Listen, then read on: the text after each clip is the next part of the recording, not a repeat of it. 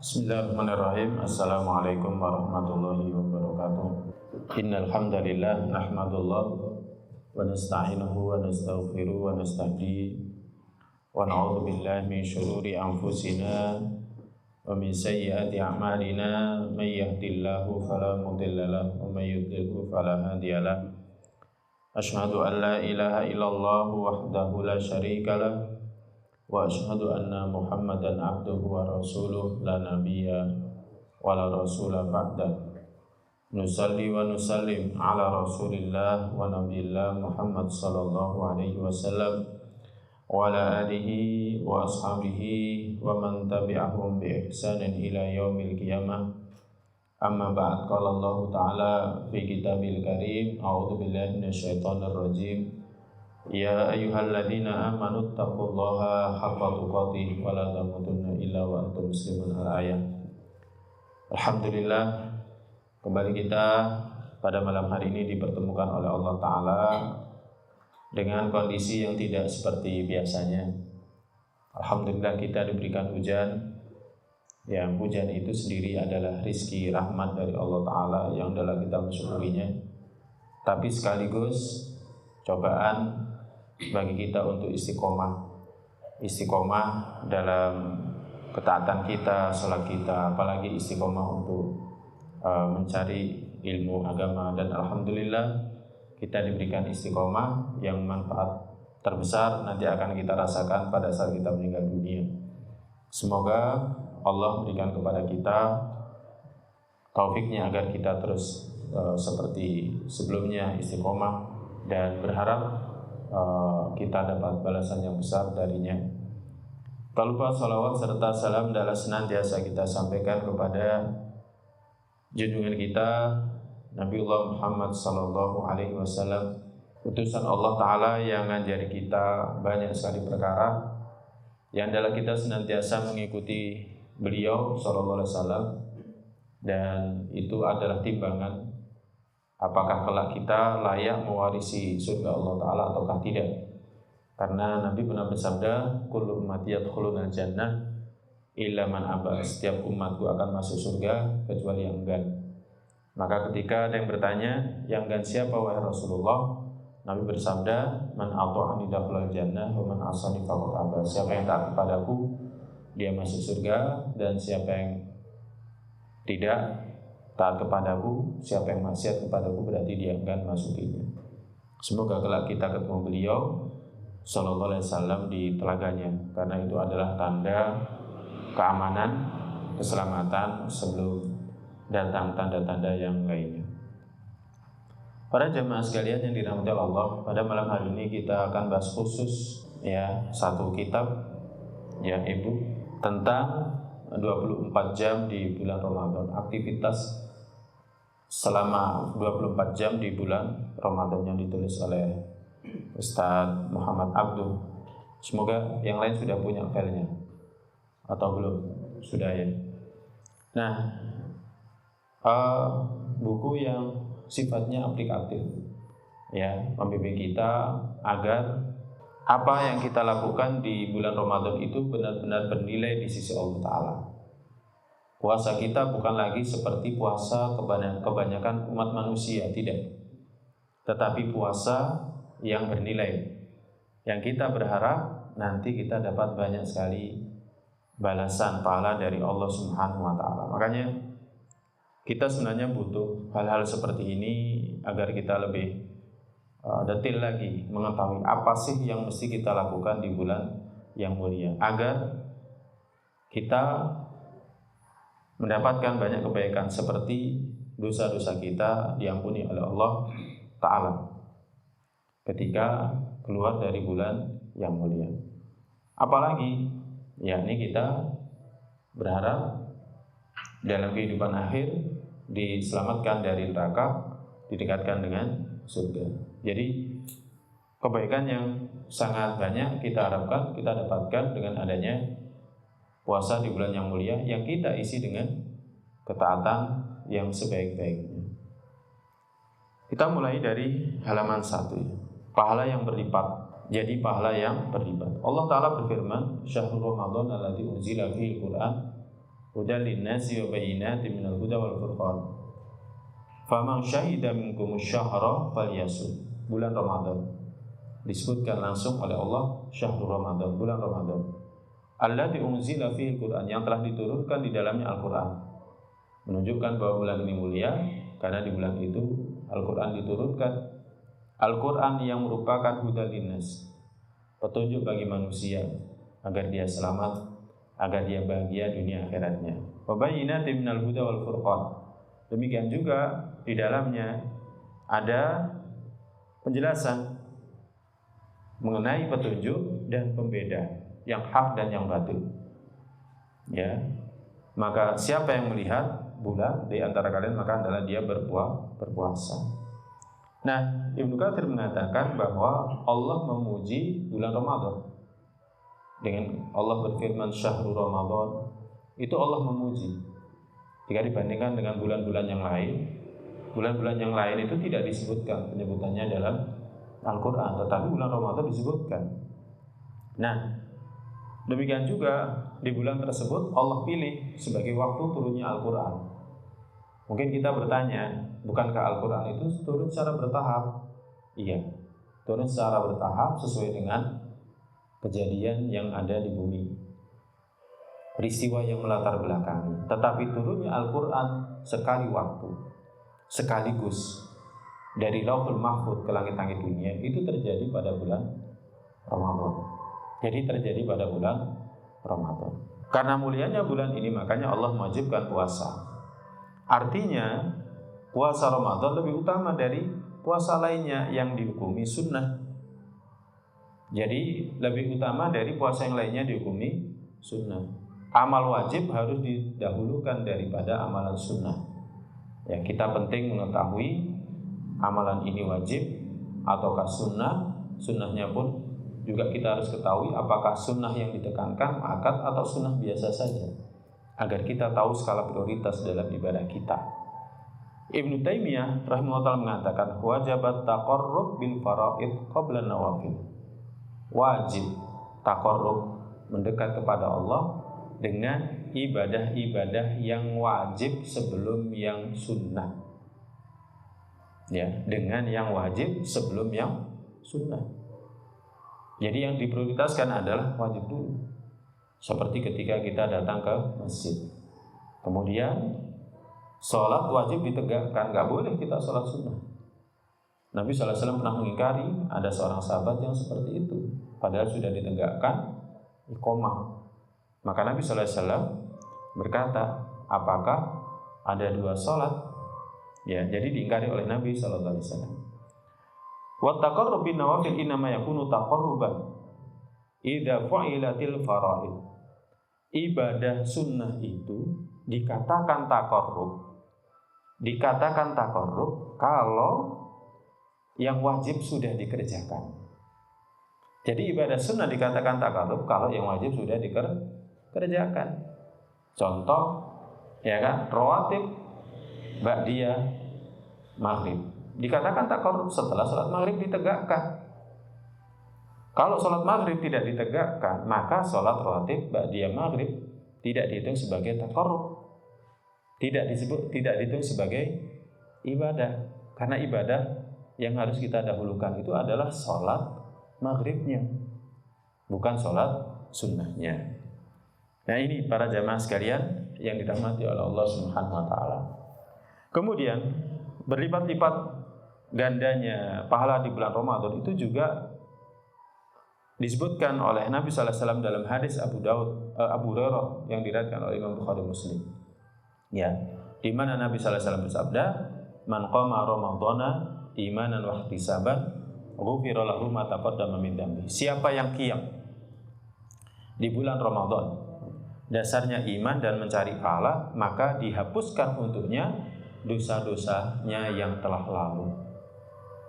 Padahal kita ketahui, ya, puasa di bulan Ramadan, ibadah bulan Ramadan itu kaitannya adalah ibadah puasa. Kalau dibilang Ramadan, berarti ibadahnya apa? Ya puasa. Tetapi Nabi SAW menyebutkan dalam hadis Abu Hurairah ini, Nabi mengatakan man qama Ramadan, siapa yang qiyam Ramadan, menunjukkan bahwa Ramadan itu jangan hanya diisi dengan puasa, tetapi juga harus diisi dengan qiyam. Ya, diisi dengan qiyam, yakni berdiri. Ya, atau ibarat atau satu ungkapan menjelaskan bahwa dalam melakukan ketaatan di bulan Ramadan itu bukan hanya siangnya saja, tetapi juga malamnya dengan sholat, tilawah Al-Quran dan lain sebagainya. Kemudian melakukannya juga dasarnya iman. Iman itu kaitannya dengan membenarkan ini adalah perintah Allah, perintah zat yang menghidupkan kita, zat yang menciptakan kita, ngurusi istri kita. Allah Maha tahu bahwa syariat ini gak akan membinasakan kita. Allah Maha tahu syariat ini akan mendatangkan kebaikan untuk kita, ya kan? Nah, kita mengimani itu. Ya, dan ternyata yang Allah firmankan benar. Sekarang para ahli mengatakan kebaikan daripada puasa.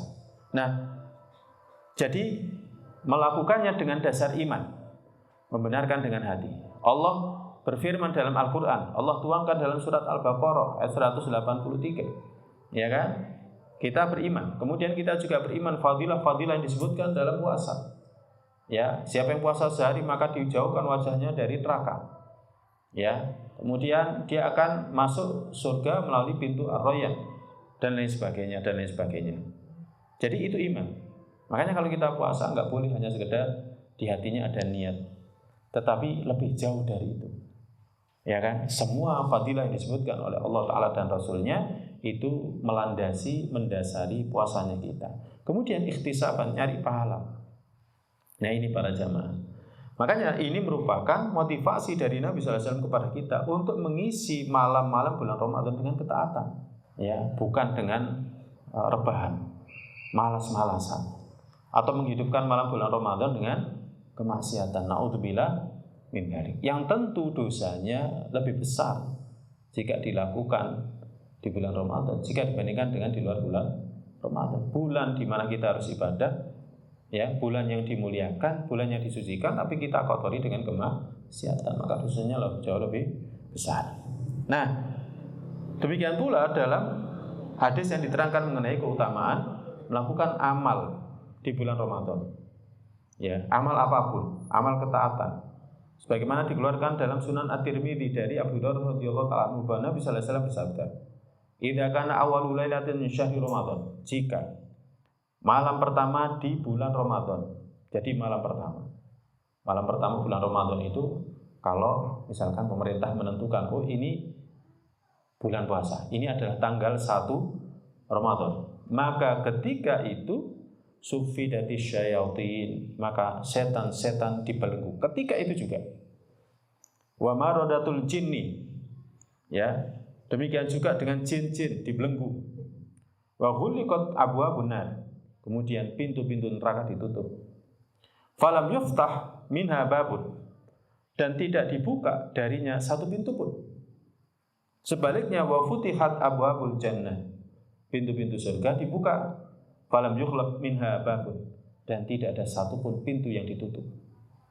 Wa yunadi munadin, kemudian ada penyeru yang berseru, ya baghil khair, wahai pencari kebaikan, akbil, datangi Ramadan itu dengan banyak melakukan kebaikan. Ya baghil syarr, aqsir, wahai ya pelaku keburukan, pencari keburukan, berhentilah.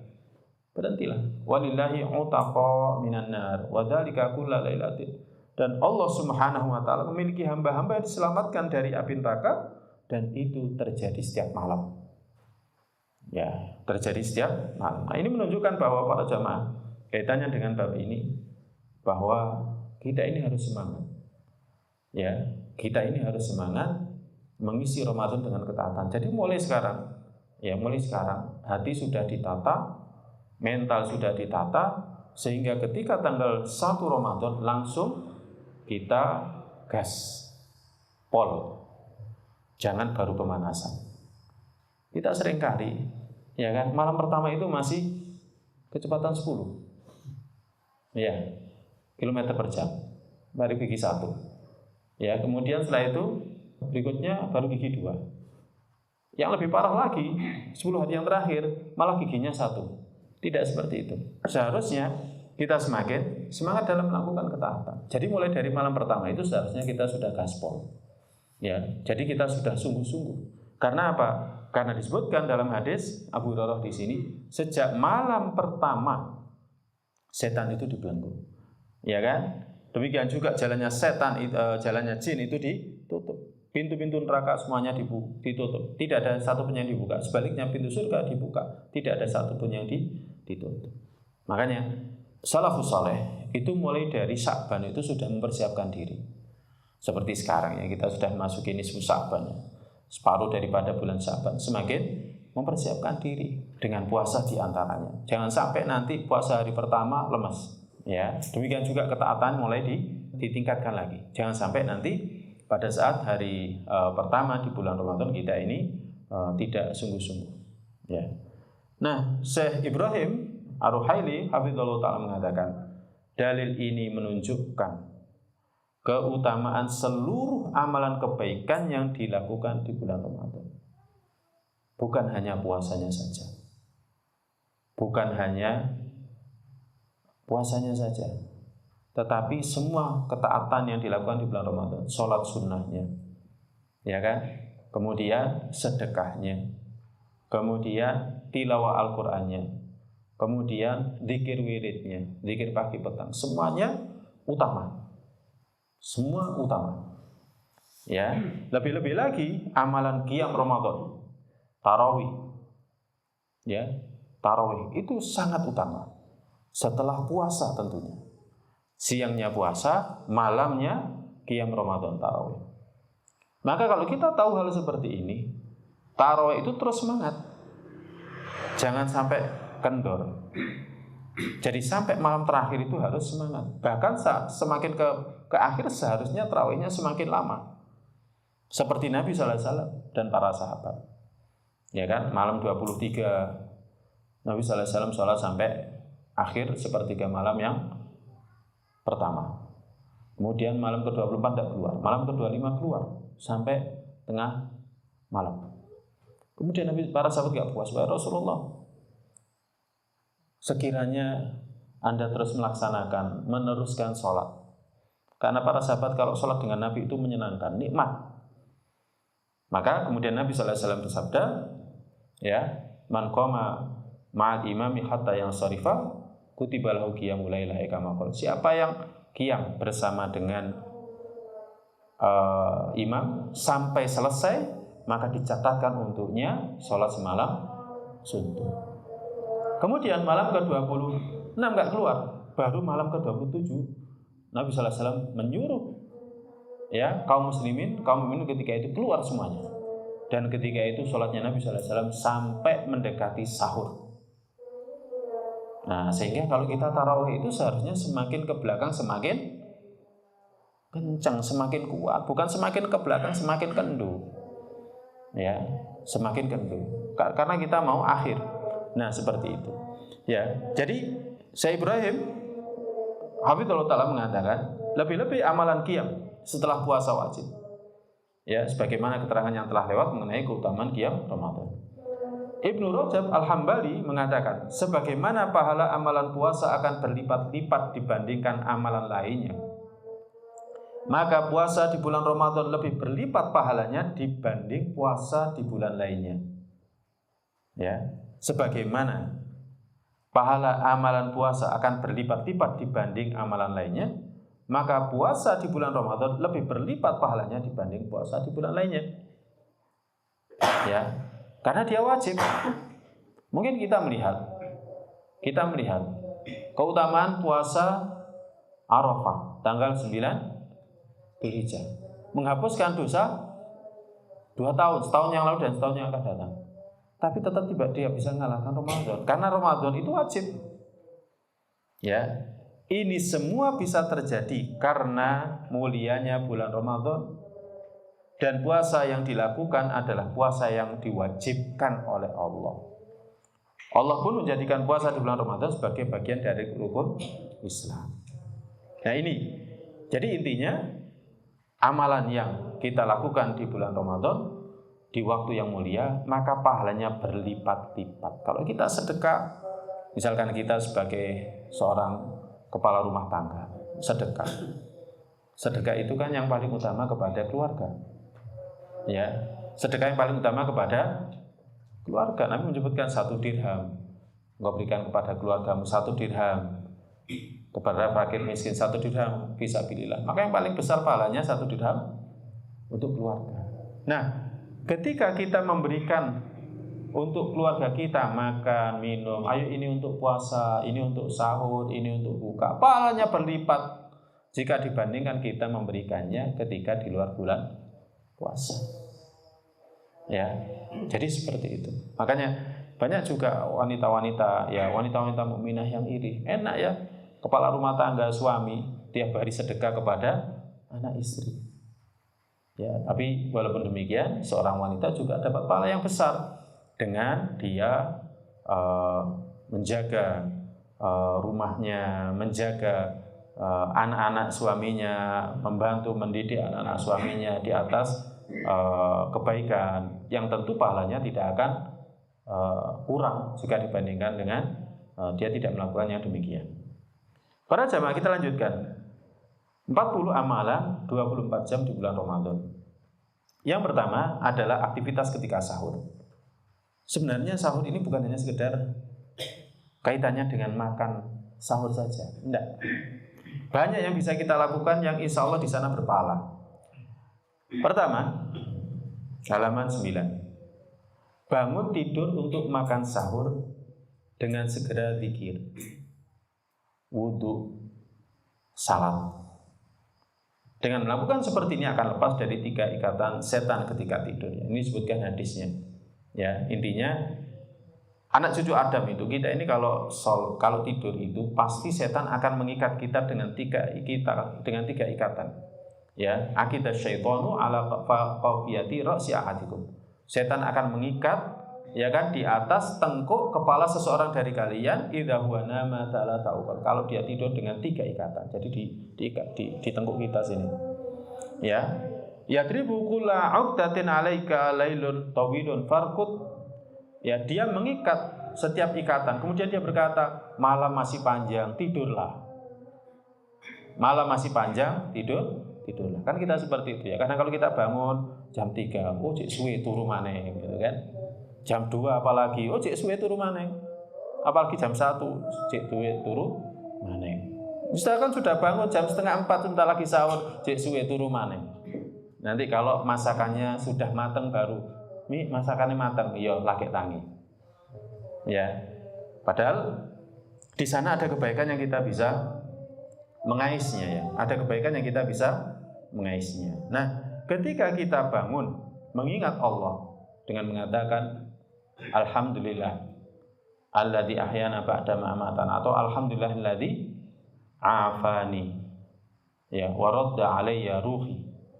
Ya, segala puji bagi Allah yang telah memberikan kepadaku kesehatan, mengembalikan ruhku dan mengizinkan aku untuk mengingatnya, wa adina li bi dzikri. Maka ketika itu 1 ikatan lepas. Kemudian ketika kita wudu, 1 ikatan lagi lepas. Kemudian ketika kita sholat, maka 1 ikatan lagi akan lepas. 3 ikatan itu akan lepas, ya kan? Nah, ketika itu kalau kita bangun kondisinya seperti itu, insya Allah Ta'ala pagi harinya kita dalam keadaan yang semangat, gak malas. Memang benar para jamaah, kalau kita sudah terbiasa bangun subuh, kemudian suatu ketika karena ada apa gitu karipan, ya kan, gak enak betul. Jadi gak enak. Kalau sudah terbiasa bangun sebelum sholat subuh atau pas subuh, kemudian jamaah di masjid, kemudian suatu ketika karipan karena kelelahan, karena apa dan lain sebagainya, gak enak, gak semangat, malas, bawaannya itu malas sampai siang malas, pada subuh dilanjut tidur, kemudian nanti setelah itu malas. Beda kalau misalkan kita bangun sebelum subuh, ya, kemudian wudu, kemudian menegakkan sholat subuh berjamaah. Kemudian yang kedua, halaman 10. Melakukan sholat tahajud walaupun hanya 2 atau 4 rakaat. Jadi bukan berarti ketika kita sudah sholat tarawih itu nggak perlu sholat malam. Kalau kita mau melaksanakan nggak jadi masalah, ya kan? Tapi asalnya kalau kita sholat tarawih dengan imam seperti yang tadi kita sampaikan, Siapa yang sholat bersama dengan imam, ya, man shalla ma'al imami hatta yansarifa. Siapa yang sholat bersama dengan imam sampai selesai, maka dicatatkan untuknya sholat semalam suntuk. Jadi walaupun sholat kita tarawih itu yang paling banter jam berapa sih selesai? Jam 8 ya. Setengah 9 itu sudah kelamaan. Ya, setengah 9 dengan kultumnya kelamaan. Ya. Jam 8 sudah lama. Nah, kalau kita melakukannya bersama imam itu dicatat sholat semalam suntuk. Jadi sholat semalam suntuk itu kita dihitung tetap sholat sampai sahur. Kita dihitung tetap sholat sampai sahur. Tapi walaupun seperti itu bukan berarti kita nggak boleh lagi sholat. Boleh. Ya, ketika bangun, ya hendaklah kita misalkan pengen sholat nggak jadi masalah. Nggak apa-apa, nggak ada larangan. Mau sholat 2 rakaat, mau sholat 4 rakaat, lalu menutup dengan sholat witir. Jika malamnya belum witir. Tapi ya, yang dianjurkan jangan witir malam sendiri. Kenapa? Kehilangan fadilah tadi. Fadilahnya apa? Sholat semalam. Makanya kalau misalkan kita sholat tarawih ya bersama dengan imam sudah sampai selesai. Ya, sampai selesai. Perkara nanti malam kita nambah dan tidak nambah itu nggak jadi masalah. Kalau kita mau nambah baik, ya, agar setiap saat kita itu isinya ketaatan. Setiap waktu kita itu isinya ketaatan. Ya ini para jamaah yang dirahmati Allah. Ya, kenapa hal ini dibolehkan? Karena Nabi sallallahu alaihi wasallam pernah bersabda kepada seorang Arab Badui yang bertanya tentang sholat malam. Maka Nabi bersabda, sholatul laili mathna mathna. Sholat malam itu 2 rakaat 2 rakaat. Fa idza khasyiya ahadukum fa as-subha shalla raka'ah wahidah. Ya, dan jika seseorang dari kalian khawatir masuk subuh, maka dia bisa sholat 1 rakaat tutirulahu ma qad shalla. Dia menutup untuknya apa yang telah dia tegakkan sebelumnya. Hadis Bukhari Muslim. Nah, ini para jamaah sekalian yang dirahmati Allah. Jadi menunjukkan bahwa sholat malam itu nggak ada batasnya. Tapi memang dalam hadis Aisyah disebutkan Nabi itu tidak pernah sholat di bulan Ramadan dan di luar bulan Ramadan lebih dari 11 rakaat. Tetapi hadis itu bukan batasan. Artinya orang boleh menegakkan sholat lebih dari 11 rakaat. Ya, tapi tentu 11 sholat yang ditegakkan itu harus tumaknina, sebagaimana hanya Nabi sallallahu alaihi wasallam melakukannya dengan tumaknina. Ya, makanya kalau kondisinya seperti saat ini yang paling baik ya 11 rakaat dilakukannya secara tumaknina. Kemudian yang ketiga, setelah sholat tadi, ini masih di waktu sahur ya. Setelah sholat, berdoa sesuai dengan hajat yang diinginkan. Kenapa? Karena sepertiga malam yang terakhir itu adalah waktu diijabahinya doa. Jadi sebenarnya ketika kita sahur itu adalah waktu kalau kita berdoa diijabahi doa apapun. Ya, kita jangan membatasi diri, namanya doa itu ya doa seperti Rabbighfirli wa liwalidayya warhamhuma kama rabbayani shaghira. Bukan hanya itu aja, banyak doa itu. Ya. Rabbana hab lana min azwajina, ya Rabbana atina fid dunya hasanah, Rabbana atina min ladunka rahmah. Kita kan punya hajat. Kita punya hajat. Setiap orang dari kita punya hajat. Misalkan kita ingin ini ya, mau Lebaran ini kok sanggungnya teko opo? Ya minta saja kepada Allah. Ya Allah, sebentar lagi Lebaran, saya belum berikan baju untuk anak istri saya. Ya Allah, berikan saya rezeki. Boleh apa tidak boleh? Ya boleh. Tapi pernah doa seperti itu? Malu. Kita dibuat malu sama setan. Ngatasin jaluk klambi maksudnya Gusti Allah. Padahal Nabi sallallahu alaihi wasallam ngajari sahabat Ibnu Abbas radhiyallahu taala anhuma, dia mengatakan idza sa'alta fas'alillah wa idza sta'anta fasta'in billah. Kalau kamu minta kepada Allah. Kalau kamu mohon pertolongan kepada Allah. Jadi misalkan minta, ya Allah sebentar lagi Lebaran saya belum berikan baju untuk anak istri saya. Ya Allah berikan aku rezeki untuk bisa memberikan baju untuk anak istri saya. Minta. Nabi SAW pernah bersabda perihal diijabahinya waktu sahur, perihal waktu sahur, waktu yang diijabahinya doa. Di mana Nabi bersabda, yang zilu Rabbuna tabaraka ta'ala kullal lailah. Rabb kita tabaraka ta'ala yang zil turun setiap malam ila sama'i dunya, ke langit dunia. Ya, hatta yabqa thuluthul lail, hingga tersisa sepertiga malam yang terakhir. Yaqulu, Allah berfirman, may yad'uni fa astajiba lahu, siapa yang minta kepadaku pasti tak beri. May yas'aluni, siapa yang memintaku, ya, siapa yang memintaku pasti aku akan beri. Wa may yastaghfiruni fa aghfiru lahu, siapa yang mohon ampun aku akan berikan ampun untuknya. Sudah janji Allah ini, hadis Bukhari Muslim sahih. Minta agar urusan rumah tangga dilapangkan, dilancarkan, urusan rezeki dilancarkan, pendidikan anak dimudahkan, ya kan, agar sakitnya orang tua diangkat misalkan, ya, minta apapun, minta, ya. Jadi jangan sampai kita ini tidak meminta, kita ini sangat butuh. Nabi SAW itu ketika haji wada, ya, ketika haji wada, Nabi SAW itu di atas untanya 5 jam lebih doa. Kalau untanya gerak langsung dipegang sama tangan kirinya. Tapi ketika nggak gerak, kedua tangannya ngangkat. Ketika wukuf di Arafah, Nabi SAW doa. Ya, kalau kita nggak kuat, level kita itu masih sangat jauh di bawahnya Nabi. Kita kadang doa 5 menit saja kehabisan bahan. Ini doa apa maneh gitu ya. Untungnya kalau jamaah haji, pemerintah kerajaan Arab Saudi itu banyak bagikan buku, termasuk buku bahasa Indonesia gitu kan, doa-doa sak terjemahannya dibagikan, sehingga ketika pas wukuf di Arafah itu suruh berdoa walaupun dengan membaca gak jadi masalah.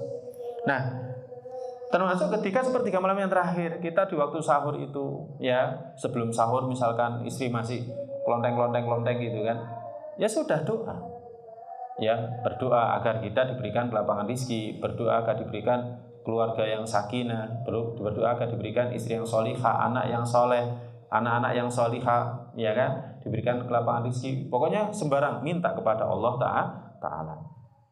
Ya, ini. Jadi jangan sia-siakan, manfaatkan. Misalkan hari ini kita nanti mau pekerjaan apa? Doa. Hari ini kita mau pekerjaan apa? Doa, minta. Hari ini mau melakukan pekerjaan apa? Doa. Seperti itu. Yang keempat, melakukan persiapan untuk makan sahur, lalu menyantapnya. Ya, ingatlah bahwa dalam makan sahur terdapat keberkahan. Nabi SAW bersabda, tasakharu fa inna fis sahuri barokah. Sahurlah oleh kalian, karena dalam sahur itu ada keberkahan. Kita disuruh sahur, jangan sampai enggak sahur. Ya, jadi jangan sampai enggak sahur. Dalam sahur ada keberkahan. Muttafaq alaih Bukhari Muslim. Ya, barokahnya entah ada tambahan energi. Kalau dalam ilmu gizi, orang misalkan dia enggak sahur itu masih kuat. Ya, karena cadangan energi, apalagi kalau orang itu gemuk, ya, cadangan energinya banyak. Kalau karbohidratnya itu sudah habis, biasanya dia akan membakar lemak. Ya, makanya kan orang kalau pengen diet itu kan disuruh banyak puasa. Jadi lemaknya terbakar. Nggak usah disedot, lemaknya terbakar karena puasa itu. Ya, jadi seperti itu. Tapi dalam agama kita tetap diperintahkan sahur. Ya, dalam agama kita nggak diajari rohbaniyah, kerahiban. Ya, hidup menjauh dari dunia, nggak makan, nggak minum dan lain sebagainya. Kita nggak diajari seperti itu. Kita punya ajarannya sendiri. Islam itu punya undang-undangnya sendiri, aturannya sendiri. Kita disuruh sahur. Ya, bahkan dalam riwayat yang lain disebutkan tasahharu walau bijur'ati ma. Sahurlah walaupun dengan seteguk air. Tetap disuruh, walaupun dengan seteguk air tetap disuruh. Ya, karena apa? Karena memang pada umumnya orang kalau sahur itu lidahnya nggak enak. Mau makan apapun nggak enak. Sampai makanan yang paling enak pun terasa nggak enak. Tapi tetap disuruh sahur karena di situ ada barokahnya. Maka orang Islam itu tetap akan sahur. Apalagi orang Islam bukan hanya sekedar sahurnya yang dicari, bukan hanya sekedar makannya yang dicari, tapi yang dicari itu barokah. Ya, kita kalau makan kan nggak boleh menyisakan. Kenapa? Karena bisa jadi barokahnya di sana. Kita ngambil makanan itu kan nggak boleh dari tengah, langsung dikeruai itu kan nggak boleh. Tapi kan harus dari samping. Tujuannya apa? Berbagi berkah. Kalau ada makanan terjatuh, jangan disia-siakan, karena bisa jadi di sana ada berkah. Jadi kita makan bukan hanya sekedar makan, kita makan pun juga mencari berkah. Artinya orang Islam itu makannya juga ibadah, sahurnya juga ibadah. Kemudian yang kelima, sambil menunggu azan subuh, perbanyak istighfar. Ya. Orang yang istighfar di waktu sahur itu dipuji oleh Allah dalam surat Al-Imran ayat 17. Wal mustaghfirina bil ashar. Dan orang-orang yang mohon ampun di waktu sahur dipuji oleh Allah. Maka zikir ketika waktu sahur itu yang paling utama adalah istighfar. Jadi zikir yang paling utama ketika waktu sahur itu adalah istighfar. Bukan tasbih, bukan tahmid, bukan takbir, tapi adalah istighfar. Ya. Nah, selain daripada itu juga boleh membaca Al-Quran, ya kan? Seperti yang disebutkan di masa Nabi Sallallahu Alaihi Wasallam dari Anas bin Malik, bahwa Nabi Sallallahu Alaihi Wasallam dan Zaid bin Thabit keduanya sahur. Tatkala keduanya selesai dari sahur keduanya, Nabi Sallallahu Alaihi Wasallam bangkit untuk menegakkan sholat. Kemudian sholat. Kemudian kami katakan kepada Anas, berapa jarak antara kam kana baina faraghihima min sahurihima wa dukhulihima fi shalah. Berapa jarak antara selesainya makan sahur mereka berdua dan waktu melaksanakan sholat subuh, maka dikatakan kaqadri ma yaqra'ur rajulu 50 ayat, seperti ukuran seseorang dari kalian itu membaca 50 ayat. Nah, menunjukkan bahwa selesai sahur atau di awal sahur, setelah sahur selesai, misalkan kita sahur selesai, ya kan? Ada waktu, manfaatkan juga untuk baca Al-Quran. Apalagi yang sahurnya yang nggak suka berat-berat, ringan-ringan. Kan ada orang yang sukanya sahur itu ringan-ringan, makan gorengan sama kopi, pokoknya gak kopi gak iso, misalkan kayak gitu. Ada yang makan roti kemudian dengan minum teh hangat gitu kan, itu sudah kenyang. Tapi ada yang kelas berat, nggak bisa, harus makan nasi, karena kalau nggak makan nasi nanti pusing.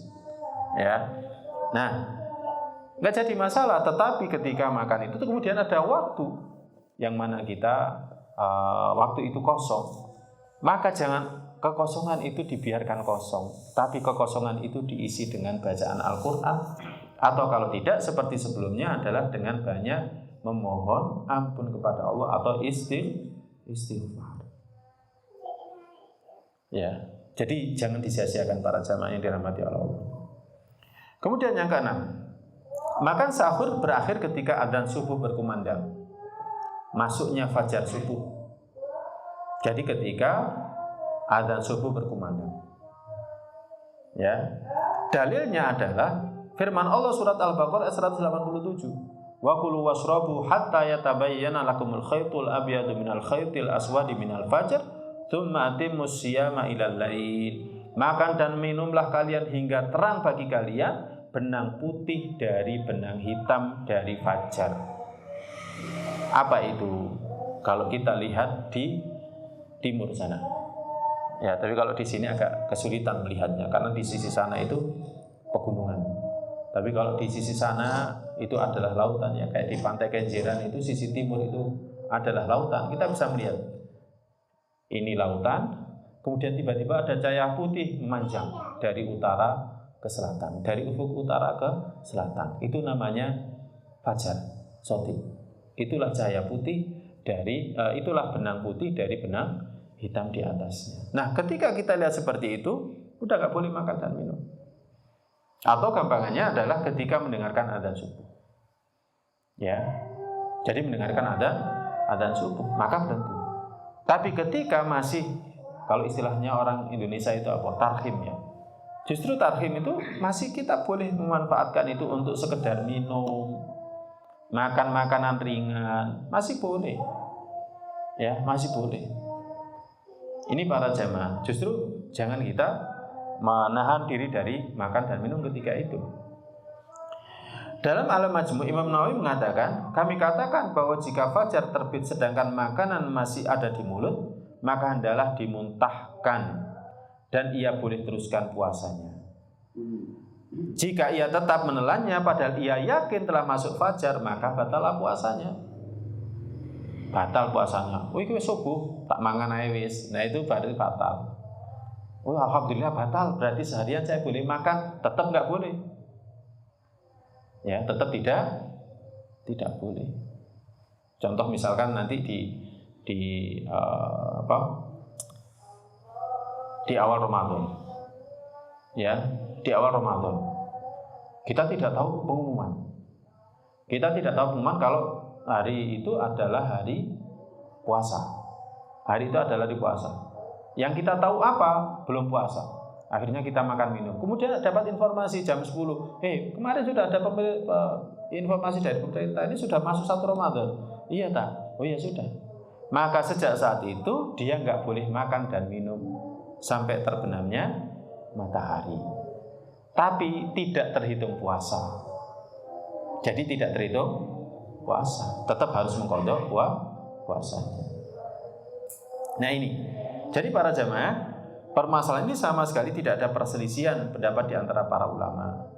Ya, dalil dalam masalah ini adalah hadisnya Ibnu Umar dan Aisyah. Nabi sallallahu alaihi wasallam pernah bersabda, sesungguhnya Bilal itu mengumandangkan azan di malam hari. Fakulu wasrabu hatta yu'adzina Ibnu Ummi Maktum. Makan dan minumlah kalian sampai Ibnu Ummi Maktum itu azan. Jadi Nabi sallallahu alaihi wasallam itu punya muadzin 2. Ya, satunya Bilal, azan ketika fajar kadhib, ya, yang sholat agar berhenti dari sholatnya, yang tidur agar bangun untuk siap-siap sahur, ya kan? Kemudian nanti kalau Ibnu Maktum memandangkan adzan, berarti waktu untuk sahur selesai. Kemudian yang ketujuh, bagi yang berada dalam keadaan junub, maka segera mandi. Masih dibolehkan masuk waktu subuh dalam keadaan junub dan tetap berpuasa. Jadi belum mandi, karena apa tadi mendahulukan sahur. Jadi belum mandi, kemudian mendahulukan sahur, ternyata setelah sahur selesai adzan subuh. Ya, padahal belum mandi, masih dalam kondisi junub, boleh. Ya. Jadi diperbolehkan, tetapi harus segera mandi junub, kemudian menegakkan salat subuh secara berjamaah. Demikian juga masih boleh masuk waktu subuh dalam keadaan belum mandi suci dari haid. Misalkan ibu-ibu, ya kan, sucinya malam. Ya, misalkan sucinya malam. Ya, kemungkinan sucinya adalah malam. Ya kan? Kemudian belum mandi. Tapi sudah sahur lebih dulu, belum mandi. Ya kan, sudah terdengar adzan, sahurnya selesai, kemudian terdengar adzan belum mandi, maka mandi setelah itu. Ya, ini karena hadis-hadis, ya, pertama hadisnya Aisyah bahwa Nabi sallallahu alaihi wasallam pernah, ya, mendapati fajar Ramadan sedangkan beliau dalam kondisi junub, ya, dan beliau kemudian baru setelah itu fayaghtasilu wa yasumu, Nabi mandi kemudian puasa. Wallahu a'lam bishawab. Kemudian kita lanjutkan aktivitas pada waktu subuh. Kalau tadi waktu sahur.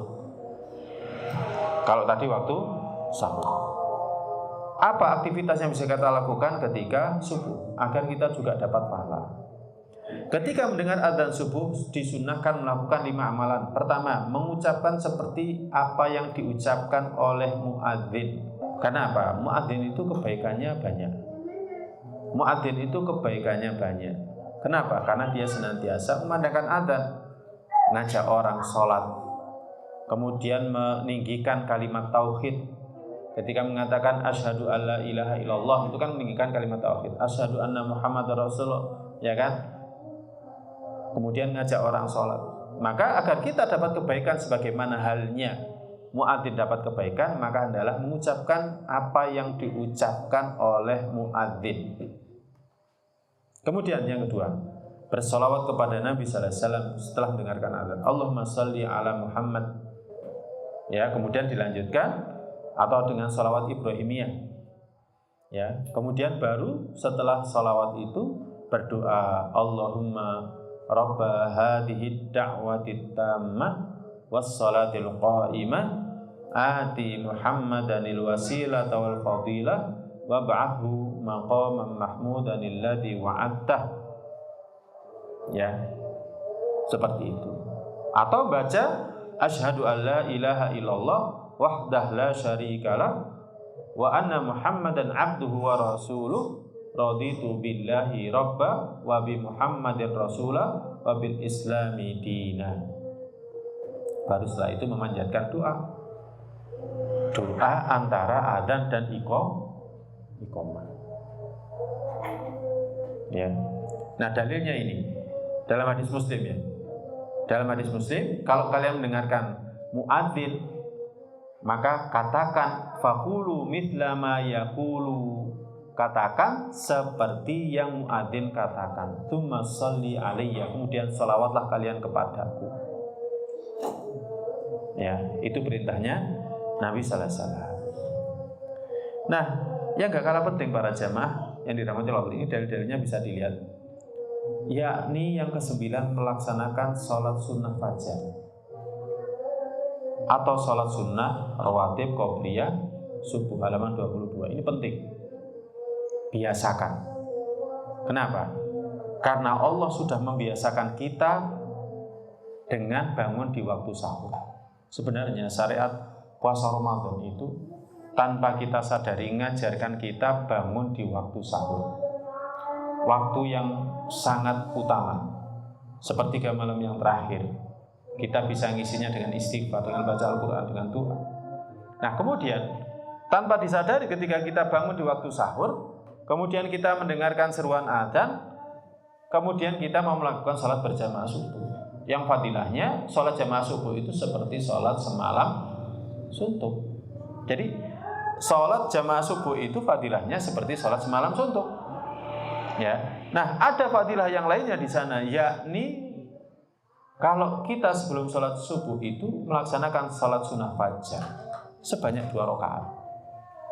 Ya, kita diajari bangun sebelum adzan, kemudian adzan pergi ke masjid, kemudian jangan lupa untuk senantiasa menegakkan sholat sunnah fajar. Nabi kita sallallahu alaihi wasallam benar-benar perhatian dalam sholat sunnah fajar. Bahkan sholat sunnah yang tidak pernah ditinggalkan Nabi ketika safar ataupun ketika tidak safar, itu ya ini. Ada 2 sholat yang Nabi sallallahu alaihi wasallam senantiasa kerjakan ketika safar dan ketika hadir, yakni sholat witir dan sholat rawatib qobliyah subuh. Aisyah menceritakan lam yakunin Nabi sallallahu alaihi wasallam ala syai'in minan nawafil asyadda ta'ahudan. Nabi sallallahu alaihi wasallam itu tidak pernah memperhatikan sholat sunnah yang lebih banyak perhatiannya ala rakaatil fajri, kepada 2 rakaat fajar. Berarti perhatiannya Nabi sallallahu alaihi wasallam kepada sholat sunnah 2 rakaat fajar itu besar. Makanya kita pun harus perhatian. Wong Nabi kita sallallahu alaihi wasallam perhatian, kita seharusnya juga perhatian. Hadis Bukhari Muslim. Nah, keutamaan sholat ini apa? Lebih baik dari dunia beserta isinya. Aisyah meriwayatkan Nabi bersabda, "Rakaatul fajr khairun minad dunya wa ma fiha." 2 rakaat fajar itu lebih baik dari dunia beserta isinya. Hadis Muslim.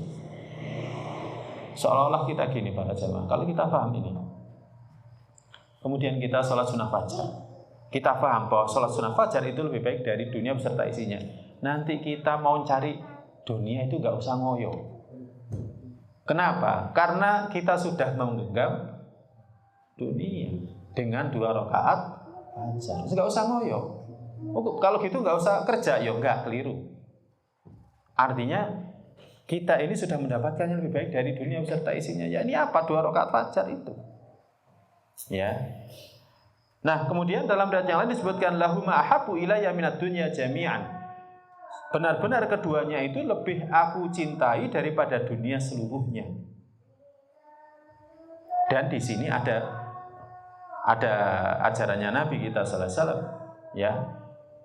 Bagaimana mengamalkan sholat sunnah fajar, yakni dengan baca surat Al-Kafirun pada rakaat pertama dan surat Al-Ikhlas pada rakaat yang kedua.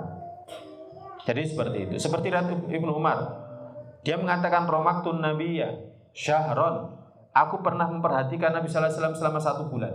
Fakana yaqra'u fi rak'ataini qabla al-fajri. Nabi membaca di 2 rakaat sebelum fajar itu, yang pertama qul ya ayyuhal kafirun, kemudian yang kedua qul huwallahu ahad. Menunjukkan kalau salat sunnahnya Nabi bacaannya sir, tapi sirnya itu bisa didengar. sirnya itu bisa didengar. Karena apa? Ibnu Umar memperhatikan, masa apa Nabi diperhatikan, qul ya ayyuhal kafirun. Rakaat kedua apa? Qul huwallahu ahad.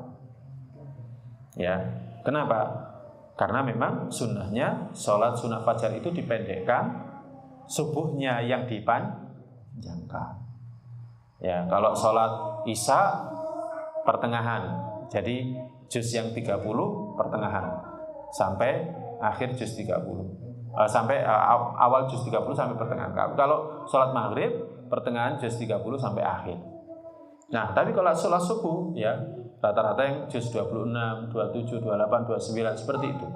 Ya, jadi dipanjangkan kalau sholat subuh. Makanya bacaan di sholat sunnah fajarnya itu pendek. Qul ya ayyuhal kafirun dan qul huwallahu ahad. Nah, para jamaah, jadi seperti itu. Jadi penting kita senantiasa menjaga sholat sunnah fajar ini. Udah bisa gini? Sudah. Iya. Wallahu bisa. Dan sudah dilanjutkan. Ini buahnya ini.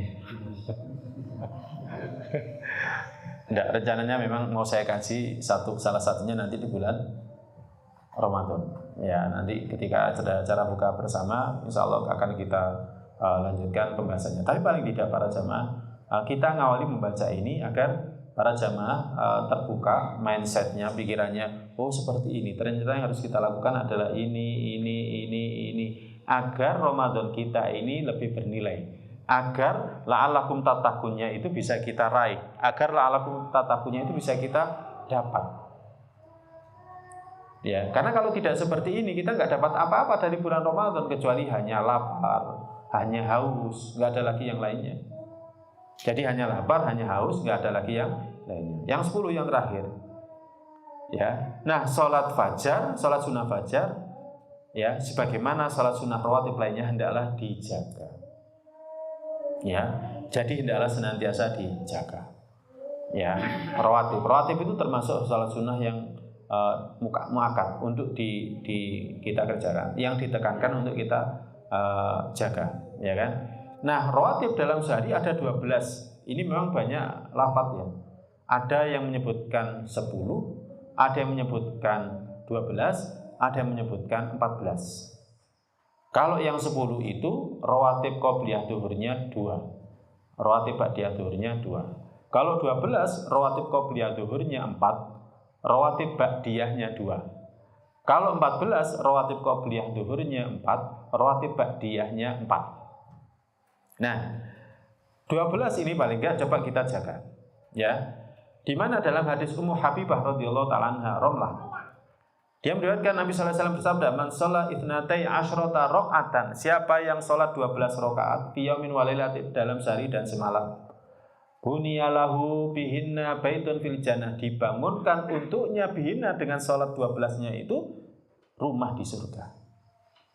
Ya, rumah di surga. Aslinya masuk surga saja enak. Masuk surga saja enak, apalagi kalau ada rumahnya. Antum kalau jalan-jalan ke rumah saya naik ke Villa Taman Dayu itu, pernah ke sana? Lewat. Misalkan kita kalau orang desa itu naik mobil kemudian enak rek taman rek mandek di situ aja. Di situ ada pepohonan, ada tanaman, kan enak. Apalagi kalau punya villanya, kan gitu kan? Ya. Masuk surga itu enak, apalagi kalau punya rumah. Rumahnya itu kalau dilihat dari luar kelihatan dalamnya, dari dalam kelihatan luarnya. Nah, villa-villa di sana juga kayak gitu. Sekarang konsepnya kan kayak gitu. Enggak seperti ini banyak dinding, banyak kaca. Ya, menyatu dengan alam.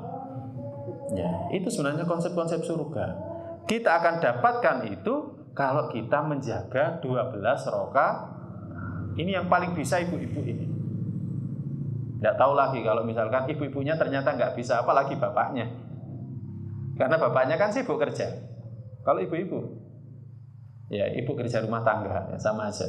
Tapi sebenarnya kesempatannya sangat besar. Maka jangan sia-siakan. Nah, dalam hadis Aisyah juga disebutkan dari dalam hadis Tirmidzi, "Man tabaru ala tintai asyrata rakaatan." Siapa yang merutinkan 12 rakaat minas sunnah, dari sunnah, yakni salat sunnah rawatib, banallahu lahu baitan fil jannah, Allah bangunkan untuknya rumah di surga. Arba' raka'atin qabla dhuhr, 4 rakaat sebelum zuhur, wa raka'ataini ba'da, 2 rakaat setelahnya, wa raka'ataini ba'dal maghrib, 2 rakaat setelah maghrib, wa raka'ataini ba'dal isya, 2 rakaat ba'da isya, wa raka'ataini ba'dal fajar, 2 rakaat pada sebelum fajar. Nah, kalau dalam hadis Ibnu Umar, dalam kitab Sahih Bukhari disebutkan, ya, disebutkan juga, aku hafal dari Nabi 10 rakaat. Nah, ini tadi yang kita sampaikan. 10 rakaat, 2 rakaat sebelum zuhur, 2 rakaat setelahnya, 2 rakaat setelah maghrib di rumahnya, 2 rakaat ba'da isya di rumahnya, dan 2 rakaat sebelum sholat subuh. Rawatib ba'diyah maghrib, rawatib ba'diyah isya itu sunahnya di rumah. Ya, kalau dalam riwayat yang lain termasuk rawatib qobliyah subuh, sunahnya di rumah. Tapi bagi orang yang rumahnya dekat, ya, karena kalau rumahnya jauh, ya daripada dia kehilangan takbiratul ihram, alangkah baiknya dia datang sebelum itu. Kemudian rawatib qobliyah subuh di masjid. Nah, kalau ba'diyah, ya kan, disunahkan di rumah. Ya, jadi seperti itu. Wallahu a'lam bishawab. Mungkin ini yang bisa kita kaji pada pertemuan kali ini. Ada yang mau ditanyakan dari yang sudah kita sampaikan? Insyaallah taala tidak apa-apa, kita akan lanjutkan pembahasannya ya, yang nomor 11.